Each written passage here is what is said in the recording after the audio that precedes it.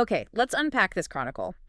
Our deep dive mission today is to examine an account so harrowing, so profoundly disturbing, that we have to treat it as verified, shattering fact. Absolutely, as completely real. We are tracing the dramatic descent of Delapour, an American industrialist who, in 1923, sought to reclaim and restore his ancestral seat, Exham Priory, in England. And this chronicle, it reveals not just a buried family secret, it's so much more than that. It's a cosmic violation of natural law, hidden for centuries beneath a quiet, utterly fearful village. What's absolutely fascinating here is where Delapour starts. I mean, his whole mindset, he wasn't some romantic antiquarian seeking occult knowledge. Oh, not at all. He began as a stolid Yankee manufacturer, Here. completely grounded in the practicalities of industrial wealth. His family had been in Virginia for generations, a proud, very reserved, Americanized branch of the line. But their critical connection to the horrific past was severed. It was cut off during the American Civil War. That historical rupture is everything, isn't it? It is. The source material makes it so clear that when their Virginia home Carfax burned, so too did the hereditary envelope. Exactly. And that phrase, hereditary envelope, it's just chilling. It implies the truth of their lineage was consciously documented, packaged. Sealed away. Yes, sealed away by previous generations. Mhm. When that envelope was destroyed, Delapour lost the warning label. He became wealthy later in life, an aimless retired manufacturer, which gave him the resources, the prodigious expense, as the source puts it, to indulge a simple, surface-level curiosity. So he's lured across the ocean, completely blissfully unaware of the true monstrous nature of the heritage he was seeking to reclaim. And the catalyst for this monumental restoration was almost, well, it was flimsy. It really was. His son, Alfred, who was serving as an aviation officer in England during the war, he heard these wild and incredible peasant superstitions from a friend, Captain Edward Norreys. These were tales so grotesque few novelists could equal them, you know. And yet, they were potent enough to turn Delapour's attention to his transatlantic heritage.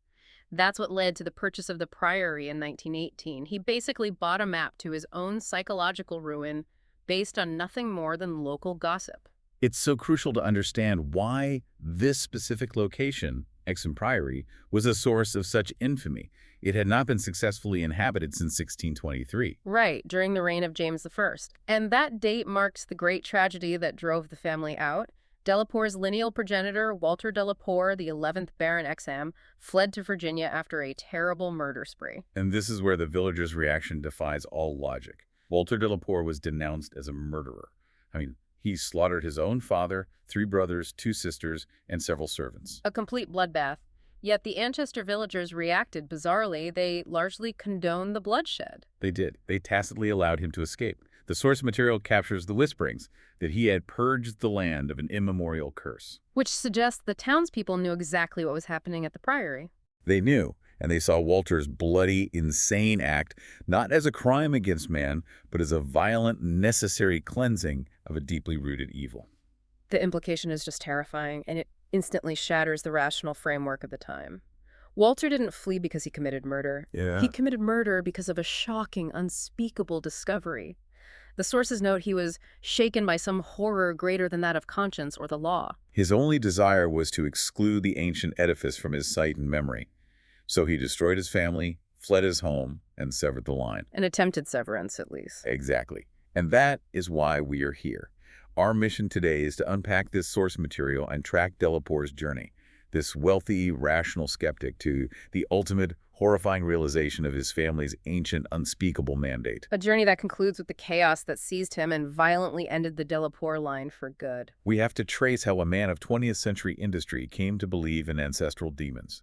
Okay, so let's begin with the physical space itself, Exham Priory.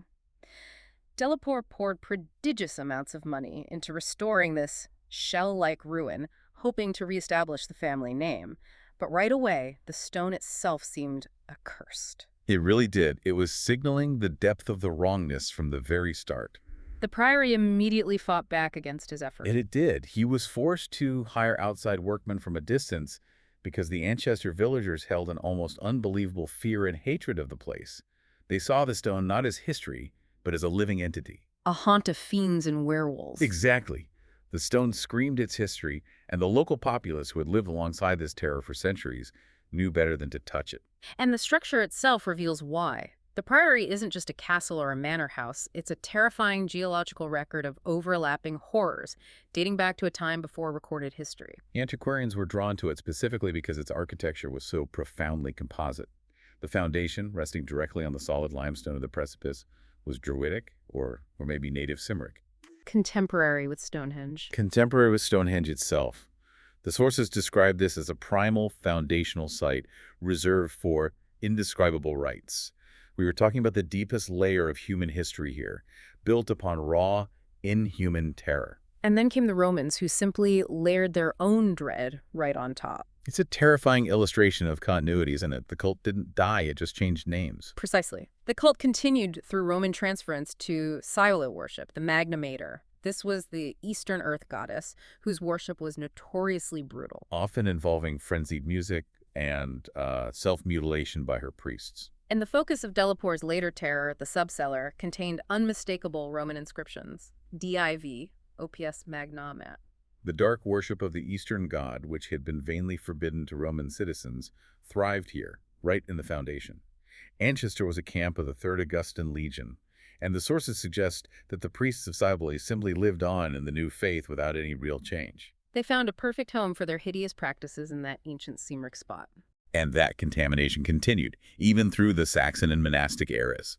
The priory became a substantial stone structure, housing a strange and powerful monastic order, feared through half the heptarchy. This wasn't a standard religious order. No, not at all. It was a continuation of the cult, just disguised. And one of the most curious and later horrific details mentioned is the presence of extensive gardens. Gardens which apparently needed no walls to exclude a frightened populace. Because the populace was terrified of what was inside the walls, not what was outside. And as Delaporte eventually realized, those excessive gardens were crucial. They were required to feed something. Which brings us to the Delaporte line. They received the site in 1261. After this date, the family stopped being merely aristocratic and were described in village legend as hereditary demons. The tales whisper that they were responsible for the mysterious periodic disappearances of villagers across generations. And the worst characters were always the barons and their direct heirs. The sources explicitly note that if an heir showed healthier inclinations, meaning they were not inclined toward this ancient evil, they would early and mysteriously die. To make way for a more typical monstrous scion. That suggests the horrific practices were not random acts of madness or circumstance, but a meticulously maintained tradition. An inner cult, presided over by the head of the house. Temperament, not just ancestry, was the defining characteristic. People married into the family, like Lady Margaret Trevor, and immediately became integrated into the horror. She became the demon heroine of a horrible old ballad herself. The longevity of this intentional monstrousness is what gives the later sensory horror such a profound weight. The legends aren't just folklore. No, they are accurate foreshadowing of a visceral physical terror. Exactly. Before Delaporte even arrived, the town had these vague tales of wails and howlings in the desolate valley, of graveyard stenches after the spring rains. And that squealing white thing on which Sir John Clave's horse had trod in a lonely field. Delaporte, the skeptic, easily dismissed these as hackneyed spectral lore. Until they became his absolute, immediate daily reality. But the most predictive local lore, the one that broke free of the castle and terrorized the entire countryside, was the dramatic epic of the rats. The rats. They were the ultimate symbol of the collapse. 3 months after the 1623 tragedy, the scampering army of obscene vermin burst forth from the priory. That army swept all before it in an orgy of devastation, devouring fowl, cats, dogs, hogs, sheep. And crucially, 2 hapless human beings before its fury was spent. The rats were the physical manifestation of the horror released from its centuries-long confinement, an overflow of the unspeakable. So we've laid out the terrifying history of the stone. Let's now transition to the moment that rational history begins to break down for Delaporte himself, starting with his arrival and the false security he felt. Despite the staggering cost and the persistent, unsettling legends, Delaporte completed the restoration. He viewed the vaulted ceilings and wainscoted walls with great satisfaction. He was convinced he was redeeming the family name. And on July 16, 1923, he moves in, confident that the interior, though medievally fitted, was wholly new and free from old vermin and old ghosts alike. That reliance on the clean, rational, modern facade of the building was tested almost instantly. The crack in that facade appeared quickly, didn't it? Barely a week after he moved in on July 22nd. And the first reliable witness was his cat. Niggerman, a 7-year-old black cat he had brought all the way from Bolton, Massachusetts. The cat became alert and anxious to an extent wholly out of keeping with his natural character.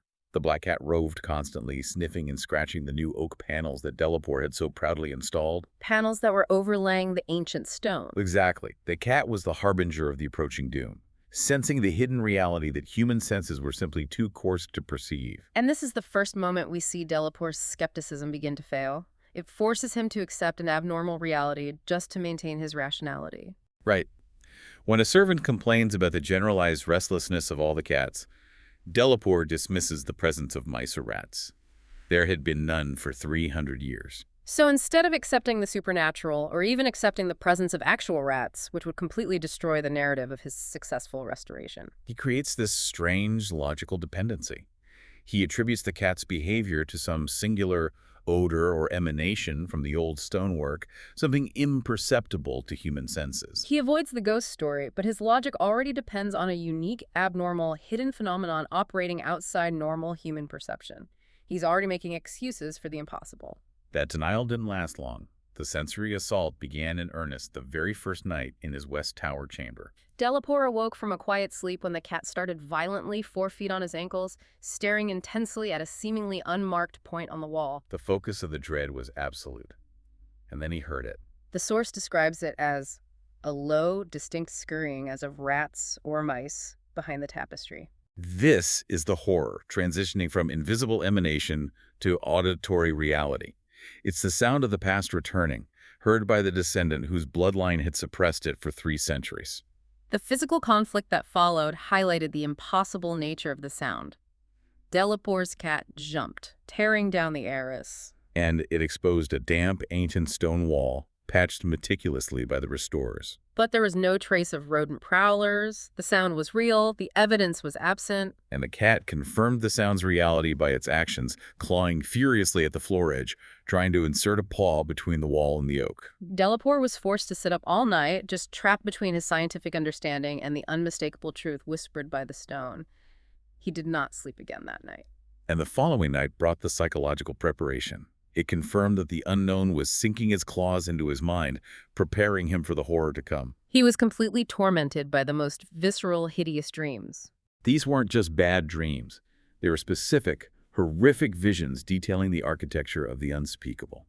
He saw a twilight grotto knee-deep with filth. And a figure, a demon swineherd, driving a flock of fungus, flabby beasts that filled him with unutterable loathing. The vision culminated in a mighty swarm of rats raining down to devour beasts and man alike.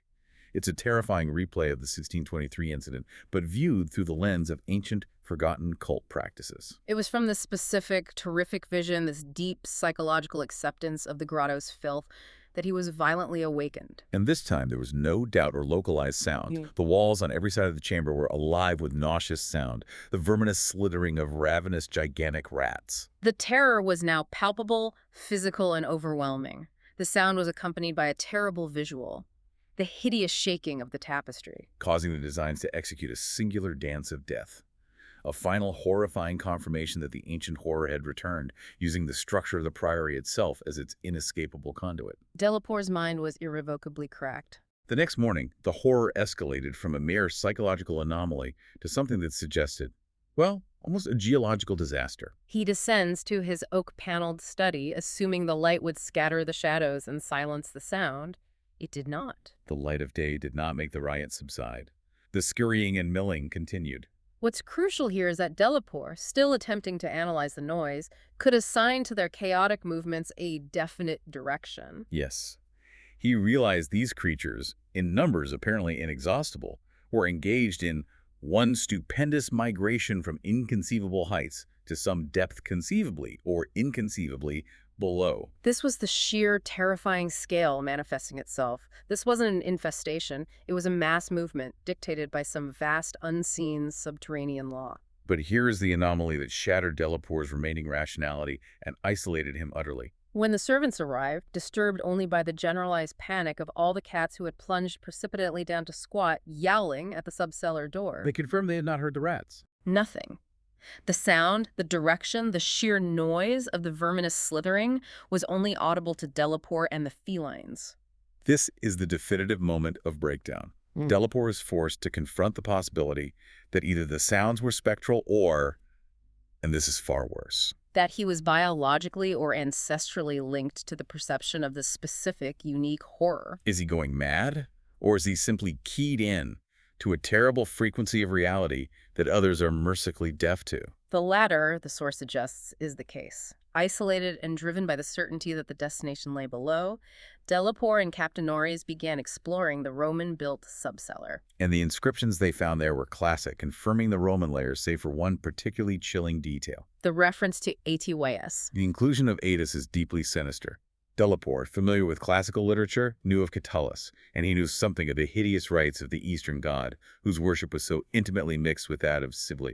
The Magna Mater. This god was associated with madness, passion, and brutal self-mutilation. This reinforced the ancient, blood-soaked nature of the horror they were descending toward.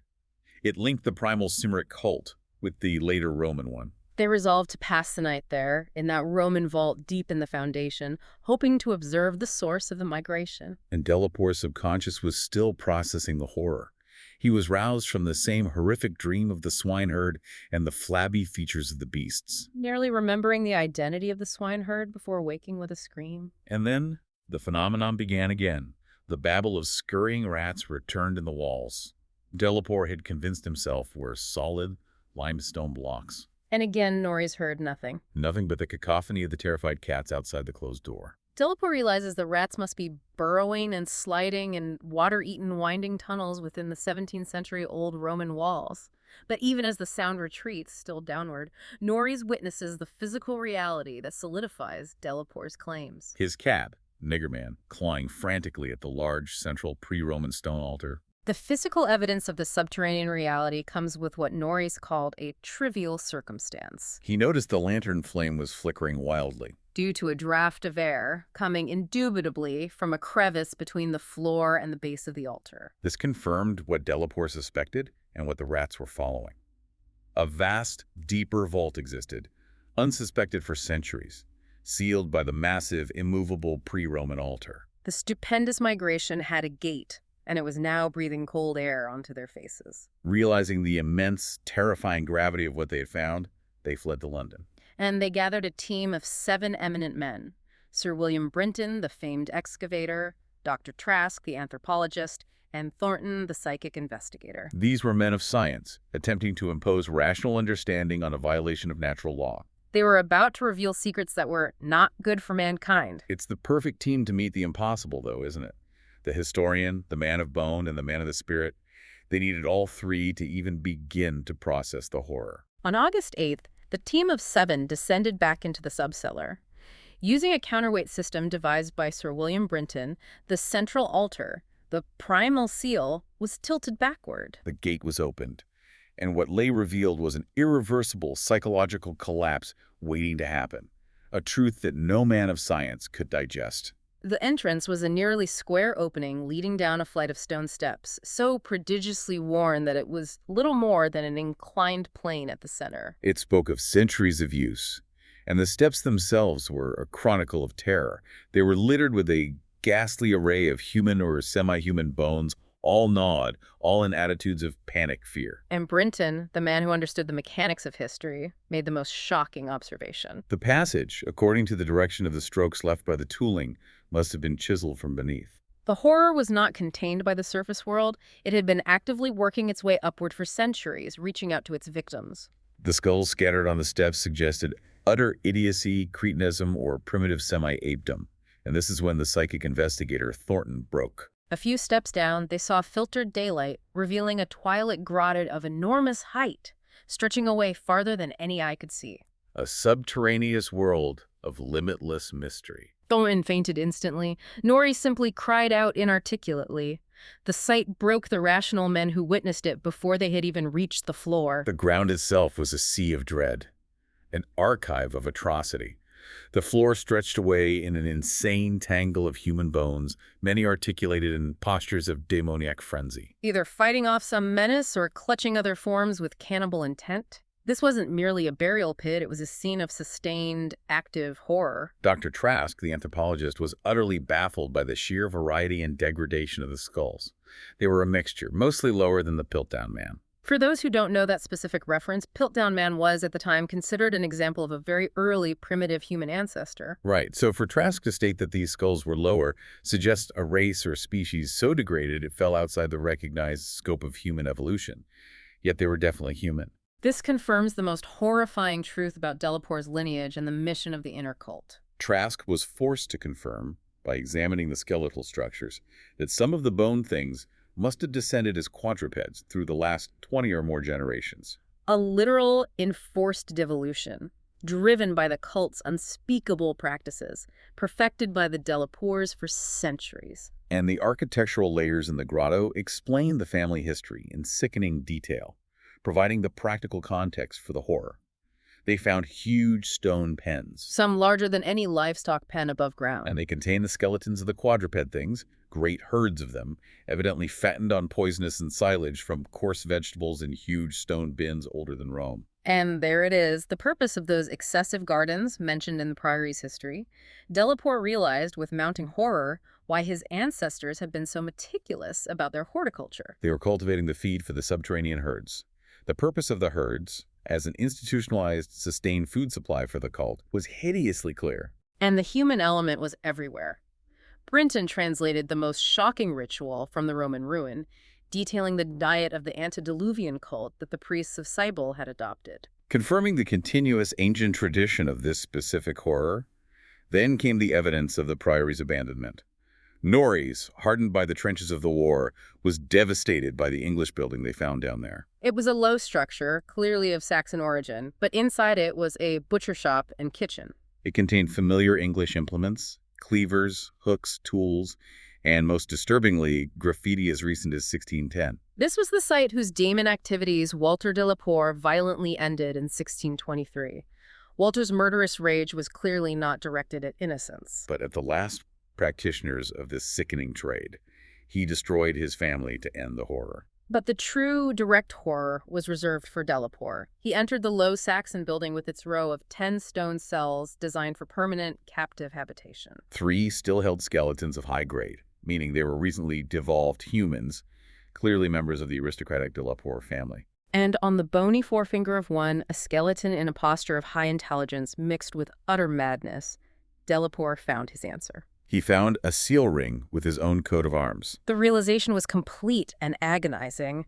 His direct and conscious connection to this cycle of institutionalized monstrousness, stretching back 1,000 years to the time of Stonehenge, was verified. He wasn't just a descendant. He was kin to the demon swineherd.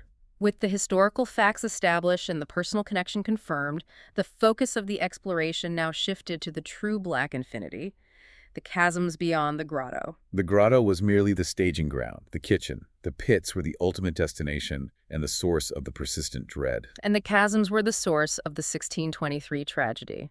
The image is indelible. Carrion black pits of sod, picked bones, and open skulls. These nightmare chasms were choked with the pithecanthropoid, Celtic, Roman, and English bones of countless unhallowed centuries.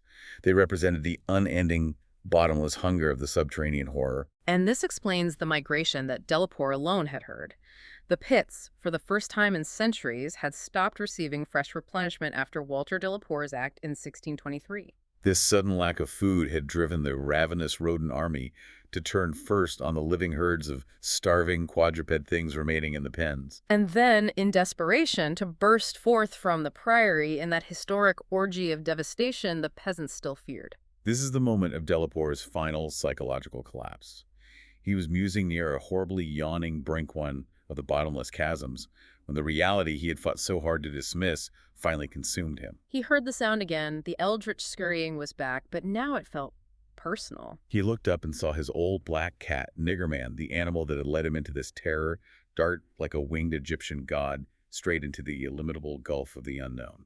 The cat, whose name the source uses extensively, was sacrificing itself, plunging into the blackness as a final, desperate act of confrontation, or perhaps recognition. Delapore understood in that moment that the rats were determined to lead him down.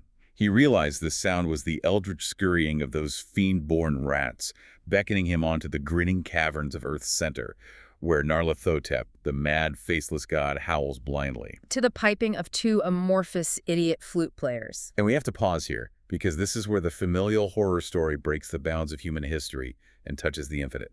The mention of Nyarlathotep, the crawling chaos, is the realization that the Delapore cult wasn't just committing unspeakable acts.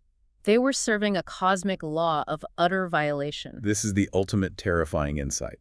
The horror isn't just local or historical, it's a fundamental truth of the universe. And Delapore's searchlight expires at this moment, plunging him into absolute darkness, encompassed by the impious, insidious scurrying that gently, terrifyingly rises around him. He is alone with the sensory assault. In the blackness, something soft and plump bumps into him. The physical contact with the unknown entity seals his fate. Delapore rationalizes the ultimate horrific truth. It must have been the rats, the viscous, gelatinous, ravenous army that feast on the dead and the living. He accepts his fate, articulating the full ancient consequence of his heritage. Why shouldn't rats eat a Delapore as a Delapore eats forbidden things? His final multilingual scream, which is transcribed in the source material, is the synthesis of his complete psychological break. He mixes his personal history. The war ate my boy, the Yanks ate Carfax. With the cult's ancient language.